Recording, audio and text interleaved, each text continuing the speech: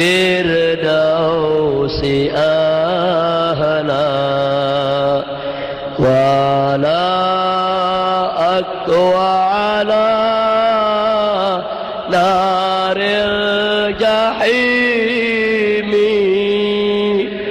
فهب لي توبة واغفر ذنوبي فإنك غفير ذنب العظيم. Assalamualaikum warahmatullahi wabarakatuh. Bersama saya Dian Pratomo dalam mata kuliah Komunikasi Islam, dosen pengampu Dr. Vivi Hasmawati MSI. Saya akan menganalisa pidato dari Ketua Mahkamah Konstitusi Dr. Anwar Usman SH.MH. Selamat mendengarkan. Assalamualaikum warahmatullahi wabarakatuh. Selamat sore dan salam sejahtera untuk kita semua. Om Swastiastu. Yang terhormat Bapak Wakil Presiden RI, Bapak H.M. Yusuf Kalla, yang saya muliakan para hakim konstitusi, yang terhormat para Menteri Kabinet Kerja, pimpinan dan anggota lembaga negara, serta pimpinan TNI dan Polri, hadirin sekalian yang saya muliakan. Di sini, Bapak Anwar Usman juga telah menggunakan komunikasi Islam yang pertama, yaitu salam. Dan Bapak Anwar juga mengucapkan salam kepada agama lain dalam bentuk toleransi umat beragama. Saya mengawali sambutan ini dengan kalimat innalillahi, karena saya meyakini bahwa suatu jabatan pada hakikatnya merupakan ujian yang diberikan kepada hambanya.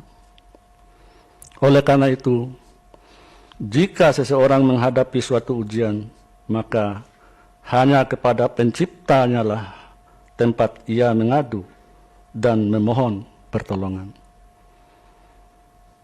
Bapak Wakil Presiden, para hakim konstitusi, dan hadirin yang saya muliakan.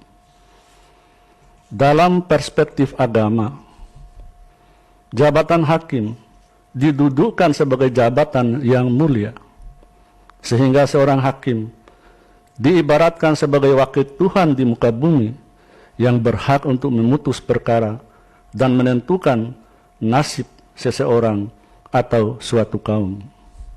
Kemudian, Bapak Anwar Usman juga menggunakan komunikasi Islam, yaitu berkata dengan lemah lembut, seperti yang terdapat pada firman Allah berikut ini yang artinya, maka bicaralah kamu berdua kepada Fir'aun dengan kata-kata yang lemah lembut, mudah-mudahan dia sadar atau takut.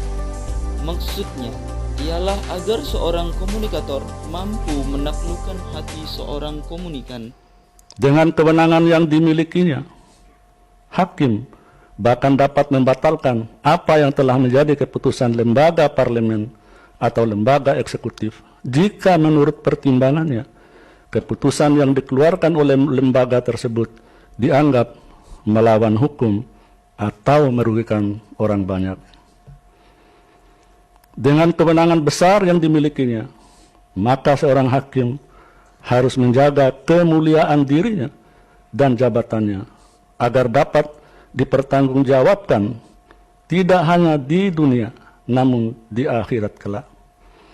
Karena putusan yang diambil seorang hakim tidak hanya ditujukan untuk menegakkan hukum semata, melainkan sekaligus untuk menegakkan keadilan sebagaimana diatur dalam pasal 24 ayat 1 UUD 1945. Hal tersebut sejalan dengan amanah Allah dalam firman-Nya surat An-Nisa ayat 58. Wa iza hakamtum bainan nas antahkumu bil adli. apabila kamu menetapkan hukum di antara sesama manusia, maka hukumlah dengan adil. Selanjutnya, Bapak Anwar Usman juga mencantumkan sebuah hadis di mana dalam mengambil sebuah keputusan haruslah dengan adil. Berarti Bapak Anwar Usman secara tidak langsung telah berdakwah dan menggunakan komunikasi Islam dengan baik dan benar. Untuk itu, seorang hakim harus hati-hati dalam menyampaikan pandangan dan tutur katanya, di samping serta halus menjaga pula tingkah lakunya. Salah satu ciri kemuliaan seorang hakim adalah satunya kata dengan perbuatan. Saya memiliki kesamaan pandang dengan hakim konstitusi terdahulu, Yang Mulia Profesor Mukti Fajar SH.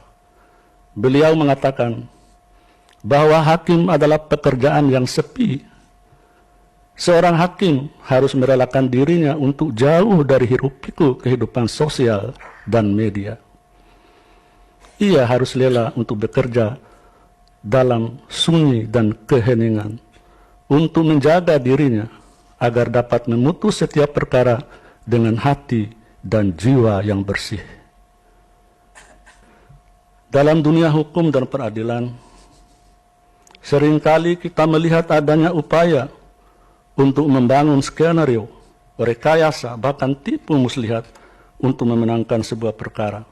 Padahal segala skenario, rekayasa maupun tipu muslihat tentu tiada berguna. Hal ini sesuai dengan janji Allah dalam surat Al-Isra ayat 81 yang berbunyi, wa qul ja'al haqqu wa jahaqal batila innal batila kana jahuqa. Yang benar telah datang dan yang batil telah lenyap. Sesungguhnya yang batil itu adalah sesuatu yang pasti lenyap.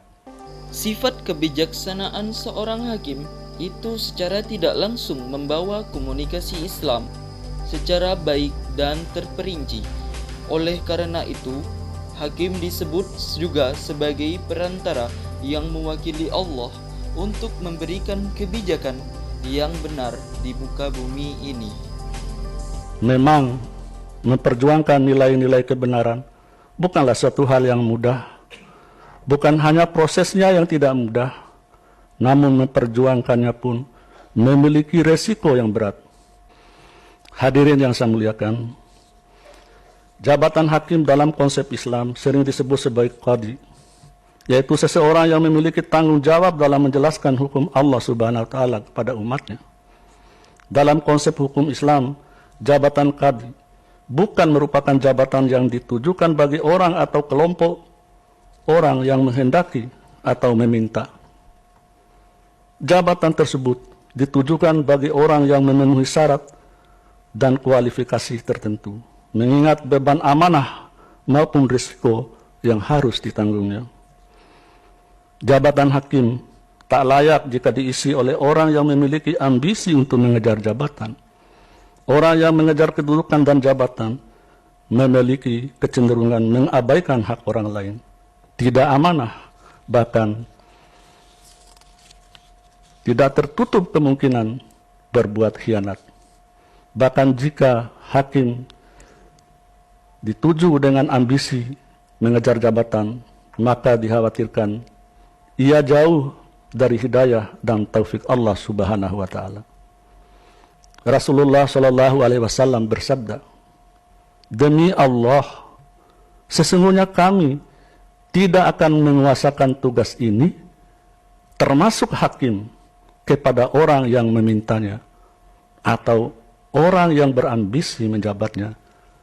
Hadits riwayat Bukhari Muslim. Jabatan itu pada hakikatnya adalah milik Allah. Sesuai firman Allah dalam surat Ali Imran ayat 26 yang berbunyi, Qulillahumma malikal mulki tu'til mulka man tasha Wahai Tuhan yang mempunyai kekuasaan, Engkau berikan kekuasaan dari orang yang Engkau kehendaki. Mengakhiri sambutan ini, izinkanlah saya mengutip pidato Abu Bakar Siddiq radhiyallahu anhu ketika beliau ditunjuk sebagai khalifah. Beliau mengatakan, aku telah terpilih di antara kalian dan aku bukan orang terbaik di antara kalian. Andai kata benar, ikuti aku. Andai kata aku salah, ingatkanlah aku. Demikian yang dapat saya sampaikan dan mohon maaf atas segala kekurangannya. Billahi taufiq wal hidayah. Wassalamualaikum warahmatullahi wabarakatuh.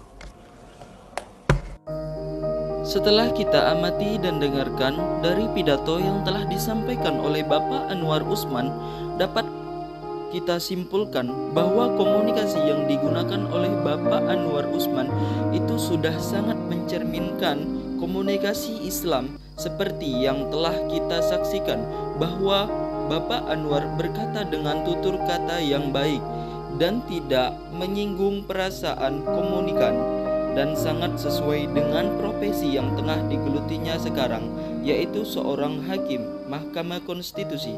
Beliau telah menerapkan prinsip komunikasi Islam secara baik dan benar. Terima kasih atas perhatiannya. Cukup sekian video kali ini. Mohon maaf jika ada kesalahan. Kepada Allah mohon ampun. Akhiru kalam, wallahu muwaffiq ila aqwamit thoriq. Wassalamualaikum warahmatullahi wabarakatuh.